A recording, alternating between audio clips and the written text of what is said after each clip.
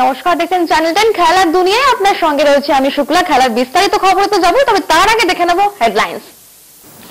ভারত থেকে পোলিও দূরীকরণে এবার এগিয়ে এলো ইউনিসেফ। গতকাল ইডেনে ভারত এবং ওয়েস্ট ইন্ডিজ দলের অনুশীলনের মধ্যেই পোলিও খাওয়ানোর আয়োজন করা হয়েছিল ইউনিসেফের পক্ষ থেকে। সপ্তাহব্যাপী এই বোল আউট পোলিওর অনুষ্ঠান শুরু হলো গতকালই। অনুষ্ঠানে বাচ্চাদের পোলিও খাওয়ান জাতীয় দলের অন্যতম তারকা বীরেন্দ্র সেহবাগ। ক্যারিবিয়ানদের পক্ষ থেকে উপস্থিত ছিলেন প্রাক্তন অধিনায়ক রিচি রিচার্ডসন এবং অ্যাড্রিয়ান ভারাত।